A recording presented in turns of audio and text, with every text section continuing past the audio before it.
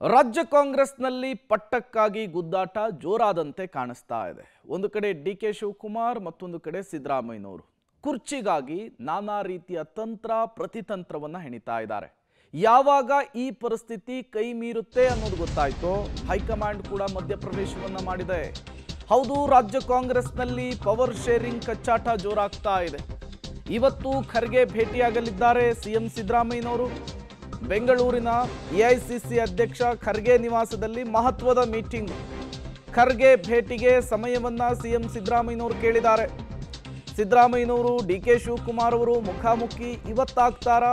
AICC ಅಧ್ಯಕ್ಷರ ಮುಂದೆ ಕುರ್ಚಿ ಸಮಸ್ಯೆ ಇತ್ಯರ್ಥವಾಗುತ್ತಾ? ಪಟ್ಟಕ್ಕೆ ಮುಹೂರ್ತ ಫಿಕ್ಸ್ ಆಗುತ್ತಾ? ಸಹಜವಾದಂತಹ ಪ್ರಶ್ನೆ, ಸಹಜವಾದಂತಹ ಕುತೂಹಲ.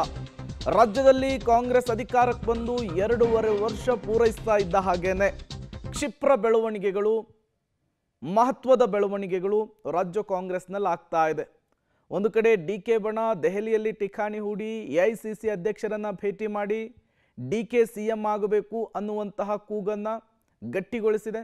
ಮತ್ತೊಂದು ಕಡೆ ಸಿದ್ದರಾಮಯ್ಯನವರು, ಅವರ ಬಣದವರು ರಾಜ್ಯದಲ್ಲಿ ನಾನಾ ರೀತಿಯ ತಂತ್ರ ಪ್ರತಿತಂತ್ರವನ್ನು ಹೆಣಿತಾ ಇದ್ದಾರೆ. ಒಬ್ಬೊಬ್ಬರು ಒಂದೊಂದು ರೀತಿಯ ಹೇಳಿಕೆಯನ್ನು ಕೊಡ್ತಾ ಇದ್ದಾರೆ.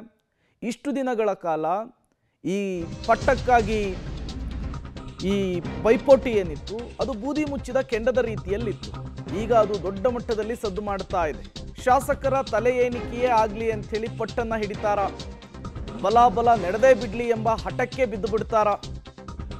ಸಿಎಂ ನಡೆಯ ಬಗ್ಗೆ ಹೈಕಮಾಂಡ್ಗೆ ಇವತ್ತು ಸಿಗುತ್ತಾ ಕ್ಲಾರಿಟಿ ಎನ್ನುವಂತಹ ಪ್ರಶ್ನೆ. ಖರ್ಗೆ ಕೊಡುವಂತಹ ಸಂದೇಶದ ಮೇಲೆ ಎಲ್ಲವೂ ಕೂಡ ನಿರ್ಧಾರವಾಗಿದೆ. ಖರ್ಗೆಯಿಂದ ಹೊರಬೀಳುವಂತಹ ಸಂದೇಶ ಏನು ಅನ್ನುವಂತಹ ಕುತೂಹಲ ಇದೆ. ಖರ್ಗೆ ಮುಂದೆ ಸಿಎಂ ಸಿದ್ದರಾಮಯ್ಯನವರು ರಾಜಕೀಯ ದಾಳವನ್ನ ಏನು ಪ್ರಯೋಗಿಸ್ತಾರೆ ಎನ್ನುವಂತಹ ಕುತೂಹಲ ಇದೆ.